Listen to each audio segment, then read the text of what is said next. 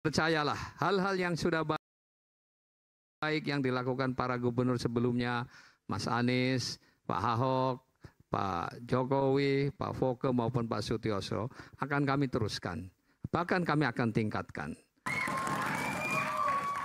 Kembali di Rakyat Bersuara, pada sesi terakhir saya ingin berikan kesempatan pada para panelis dan juga para calon untuk memberikan closing statement. Pernyataan penutup. Saya mulai dari para panelis. Mungkin dari Bung Ege dulu, silakan. Karena waktunya harus cepat-cepat, 3 hal. Yang pertama, saya sangat khawatir pada ujungnya semua pilkada kita ini ditentukan oleh, ini bukan simbol bagi-bagi sembako atau bagi-bagi.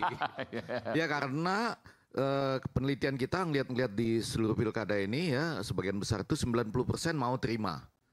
Ya, kemudian di DKI Jakarta, Litbang Kompas di tahun lalu mengatakan 58% mau menerima sesuatu gitu. Jadi padahal untuk menang cukup 50% plus 1 gitu ya. Jadi ini sesuatu yang penting nantinya. Yang kedua, Jakarta itu juga menarik karena setidaknya di sini terjadi konflik antar lembaga survei. Ya, bahkan dengan induk organisasinya. Boleh dibilang kami jadi nggak percaya ini survei yang mana nih yang benar. Hah? Bukan independennya yang langsung seneng, tapi independen yang langsung senang, bukan. Jadi ini kan di daerah lain belum terjadi, DKI Jakarta terjadi kan, faktanya demikian. Waktunya sama tapi hasilnya beda. Ya. Tapi kan ada yang kena sanksi tuh. Ya, kemudian juga yang kena sanksi ngelawan juga, menunjukkan ini ada melalui chat di WhatsApp dan lain sebagainya ya. Yang ketiga yang tadi tuh yang saya khawatir juga, ada pernyataan bahwa dananya itu yang belum tentu ada, bisa ada jaminan kalau inline dengan pemerintah pusat gitu. Nah, yang nggak inline ini bagaimana? Ya kan? Yang belum inline jangan-jangan ya, karena sudah pernah juga mengunjungi Kartanegara sebetulnya gitu ya. Nah tapi yang menarik adalah nanti DKI Jakarta dan Jawa Tengah, apakah betul harus inline dalam arti turunnya Pak Prabowo atau Pak Jokowi untuk menuntaskan kampanyenya di DKI Jakarta. Lalu apa akibatnya bagi sistem ketatanegaraan kita secara umum, itu yang penting. Terima kasih. Oke, baik. Silakan. Ya, bagi supporter bola, sepak bola itu tentang kebatinan, tentang hati ya. Jadi kami berharap, kami ingin pemimpin yang betul-betul memahami keinginan kami dan paham tentang arti sepak bola dalam kehidupan sosial kami. Jadi sepak bola itu penting. Kalau di India bisa nonton film lupa kalau mereka lapar, di Jakarta juga bisa kalau Persija menang kita lupa tuh kalau itu hidup tuh susah, buta utang masih banyak segala macam. Jadi bikin bahagiakan warga dengan sepak bola itu terjadi hari ini dengan timnas, nanti lawan Jepang, lawan itu, wah semua orang di Jakarta, di seluruh belahan Indonesia pada nonton bola segala macam, senang. Jadi bahagiakan kami Jackmania dengan prestasi Persija, dan kami ingin orang yang betul-betul mencintai Persija dan membuktikan bahwa dia pantas untuk membahagiakan Jackmania dengan membawa Persija juara. Jadi siapapun pemimpinnya, selamat berpesta ya. Jadi bola seketika melupakan utang. Ya betul, betul. Silakan Mbak Afu. Agak penting gitu ya. Iya. Jadi gubernur di tahun 2024 di Jakarta itu sebenarnya kan momentum yang sangat spesial ya. Soalnya pertama kalau untuk orang-orang lingkungan terutama 5 tahun ke depan itu deadline penting untuk kita mencapai target-target perubahan iklim. Dan Jakarta salah satu kota penting gitu ya, yang kita tadi ada banyak masalah banjir, berbagai masalah lingkungan. Jadi itu luar biasa. Terus yang kedua 2024 juga ini adalah waktu kemungkinan transisi gitu kan, dimana Jakarta harus jadi kota global tadi ketika ibu kota status ibu kotanya bergeser gitu. Jadi mudah-mudahan kita bisa mendapatkan gubernur yang bisa mendesain kebijakan publik di setting yang dari kanan kiri ini kayaknya banyak tantangannya sebenarnya hari ini gitu kan.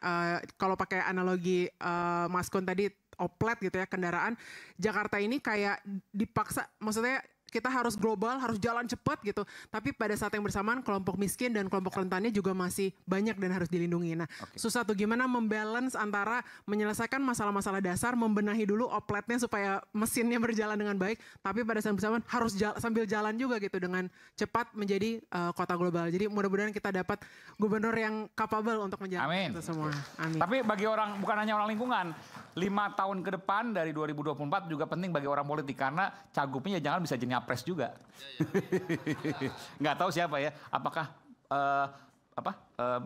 Dharma Pongrekun? Enggak. Apakah Ridwan Kamil? Nggak tahu juga. Apakah Mas Pram? Nggak ada yang tahu. Silakan. Baik, gini, saya berharap 3 calon kontestan pilkada ini taat pada aturan yang ada. Jangan mencontoh yang di pusatnya gitu. Ya, semua ditabrak, peraturan ditabrak, kebijakan ditabrak, sehingga ya kita menjadi tidak beradab gitu. Dan di sini banyak anak-anak muda, tolong beli contoh yang baik bagi mereka supaya politik itu baik. Politik itu menyenangkan. Ya, jangan main tikang-tikung dengan mengakali berbagai kebijakan peraturan yang dibuatnya sendiri. Itu saja. Jadi mereka silakan berini, kita akan terima. Saya sebagai orang Jakarta berKTP Jakarta Selatan, tentu berharap tiga-tiganya bisa, tapi sekali lagi yang beradab. Politik yang beradab punya nilai, tapi bukan kampanye maksudnya kan, kalau adab ini. Ntar dipikir sih itu Mas Itu bahasa Agus, jadi bukan maksudnya ya. Politik yang punya nilai yang berdasarkan dari nurani gitulah kurang lebih. Jangan sebut adab karena beda nanti aslinya. Yang teriak yang belakang nanti. Oke. Baik, sekarang saya mulai dari Bung Ciko dulu, boleh? Silakan. Closing statement silakan. Bismillahirrahmanirrahim. Pada prinsipnya Mas Pram dan Bang Dul tadi sudah disampaikan akan membangun Jakarta dengan sungguh-sungguh. Mas Pram ini dalam beberapa bulan terakhir itu makin jatuh cinta dalam tanda kutip kata dia untuk bisa memenangkan pertarungan ini. Kenapa? Karena dia merasa sudah turun ke masyarakat, ke akar rumput, ke pelosok-pelosok Jakarta, kampung-kampung di belakang-belakang daerah yang mewah. Dia sedih melihat situasi dan keadaan masyarakat Jakarta yang sebetulnya jauh dari layak untuk hidup di kota yang kita katakan nanti akan menjadi kota global dan pusat perekonomian nasional. Nah, Mas Pram dan Bang Dul berjanji untuk bisa meningkatkan kesejahteraan masyarakat dan juga untuk anak-anak muda bisa berkreasi lebih luas lagi dan akan dibekali dengan berbagai skill-skill baru untuk menghadapi tantangan-tantangan baru di dunia ini, khususnya di Jakarta. Dan semoga di tanggal 27 November nanti apa-apa yang sudah disampaikan kepada masyarakat mengena di hati masyarakat dan bisa diterjemahkan menjadi kemenangan bagi Mas Pram dan Bandul untuk menuju Jakarta menyala, kagak ribet dah pokoknya. Silakan. Boleh izin berdiri ya? Silakan. Kemacetan, banjir, air bersih, polusi udara, hunian layak ini menjadi masalah yang besar. Masalah yang terus berulang. Dan kami, Paslon 02, memiliki slogan Jakartaku Aman. Kita ingin menyelesaikan masalah-masalah tersebut dengan sebaik-baiknya. Kami ingin mengedepankan warga masyarakat atau people, dan kami ingin mengedepankan lingkungan atau planet ya. Jadi pertumbuhan ekonomi harus seimbang dan harus seiring sejalan dengan kesejahteraan masyarakat dan juga dengan lingkungan hidup yang berkelanjutan ya. Kita memiliki komitmen untuk itu. Dan kita sudah memiliki berbagai strategi, jadi strategi yang resilience, yang handal, dan juga strategi yang adaptif terhadap lingkungan strategis yang berubah, ya, terutama karena perubahan iklim, ya, terutama karena geopolitik dan lain-lain. Jadi kita memiliki kinerja nanti untuk lebih proaktif, ya, bukan lagi responsif, tetapi proaktif. Untuk bisa memberikan solusi kepada masyarakat dan juga kita akan menggunakan teknologi yang tepat guna dan teknologi yang beradab ya. Tujuannya teknologi bukan untuk menggantikan warga tetapi teknologi untuk mewujudkan masyarakat yang utuh, masyarakat yang berdaya, masyarakat yang bermoral dan masyarakat yang beradab. Untuk itu komitmen kami adalah membangun Jakarta sebagai kota peradaban. Saya ingin tutup dengan pantun. Oke, ya, silakan. boleh. Burung merpati terbang ke hulu. Singgah sejenak di pohon rindang. Warga Jakarta, mari bersatu. wujudkan kota yang aman dan berkelanjutan.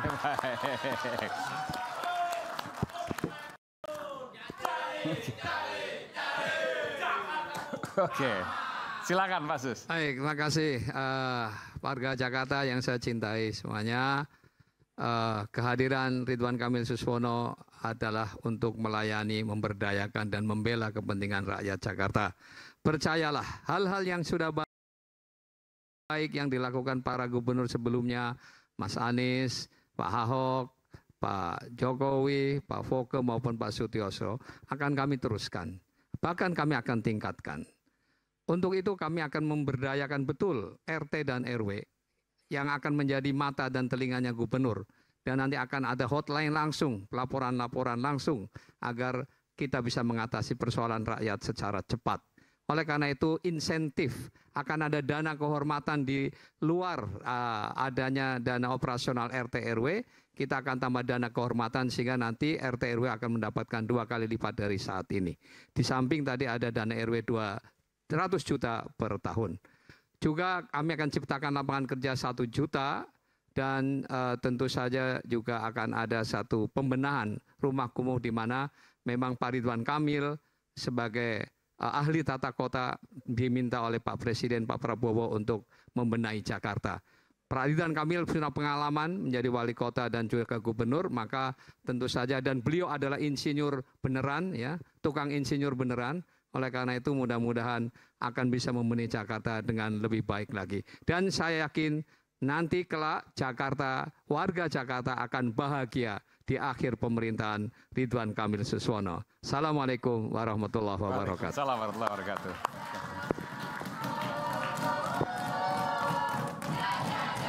Oke.